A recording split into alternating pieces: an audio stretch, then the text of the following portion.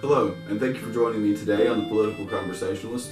My name is Ben Phipps, and we're still talking about systems of government. Today we're going to talk about feudalism, and when we think of castles and knights and damsels in distress and sword fights and all that romantic imagery we have with medieval times, that is the time period when feudalism really flourished. And in fact, I would say almost all, if not all of Europe was feudalistic at some point. So the way feudalism worked is you had a king or a queen who owned everything. They had the right to rule, whether it be the right from God, the hereditary right, or whatever their excuse to be in charge was. They were in charge completely, and they owned all the land. But as monarchs typically are, lazy, they didn't want to work it, but they still needed food to survive.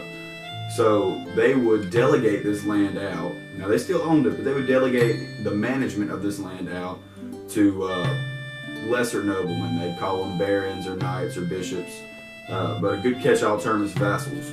So the vassals would manage the land. Now the vassals were semi-noble, and they were also lazy. They didn't want to work the land. So they had peasants under them that actually worked the land and did the work. You got to think, at this time, most economies were, in fact, probably all economies were based on farming. They were agrarian economies. So they had lots of peasants under them that would work the land. It wasn't all bad, as each rung in this three-step ladder tended to kind of help each other out. So the king, because everyone kind of took for granted that the king owned all the land, would delegate his land to the vassals. Well, in exchange for that, the vassals would give him soldiers in the time of war, some kind of tax or money or gifts, and then, of course, food from the farms. Now, the vassals would in turn give some things to the peasants. They would give protection in the time of war, even though the peasants would normally be the ones fighting as well, but they would give them some protection in time of war.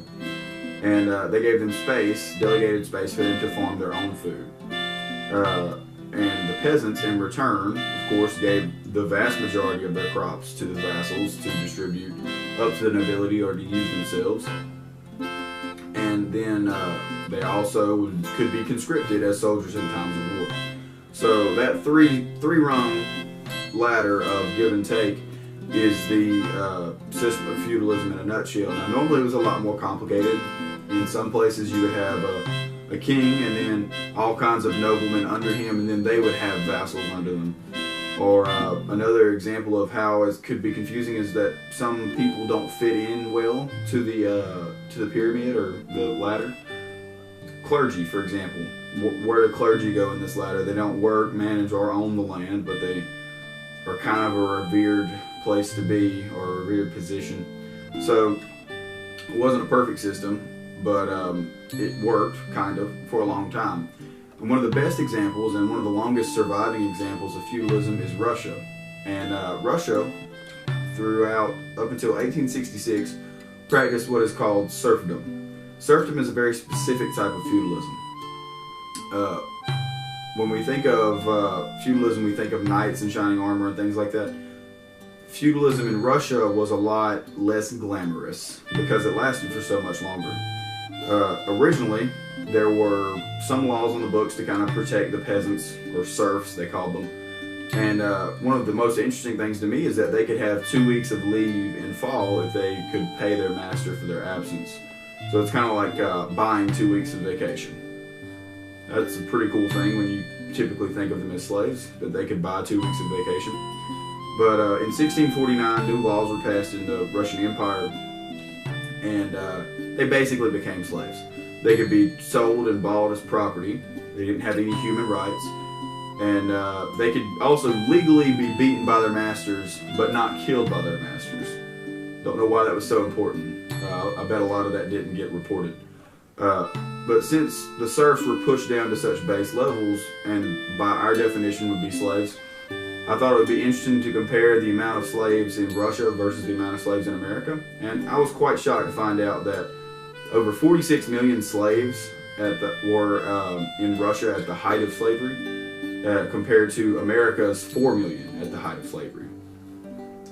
But in 1861, due to foreign pressure and inward tension, the Tsar abolished private ownership of serfs, and then in 1866 he abolished public ownership or state ownership. So there were serfs owned by the government, and they abolished that in 1866. However, that still was kind of a mixed blessing, because the freed serfs then had to pay a redemption tax. So basically the government said, hey, you guys are free, but you're going to have to pay your masters so that they can recuperate from not having you make them money anymore. Completely stupid thing to do, but it was such a large sum, and these people had come from being slaves, so where were they going to get this money anyway? So a lot of the freed serfs stayed in poverty and continued to work for their old masters. And so although legally serfdom was abolished, it really wasn't. It just seemed like it was. And that would lead to the Russian Revolution of 1917, along with some other pushing factors. But there's a very good book on that I can recommend called Peace, Land, and Bread. It's a very concise book about the Russian Revolution. And that was their slogan. They wanted peace, land, and bread, and things we take for granted. But they couldn't have it. So anyway, so serfdom lasted up until 1866 legally, really lasted up until 1917 or so in Russia. That's the longest example of feudalism I could find.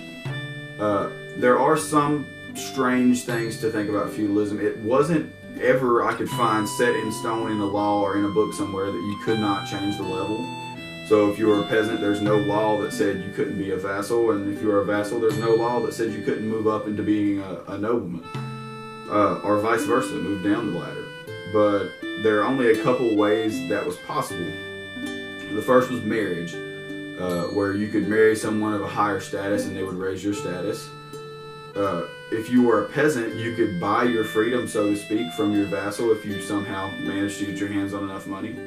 And if on the battlefield you showed yourself to be distinctly great at combat, you could possibly be knighted, and that would make you kind of a low-tier nobleman.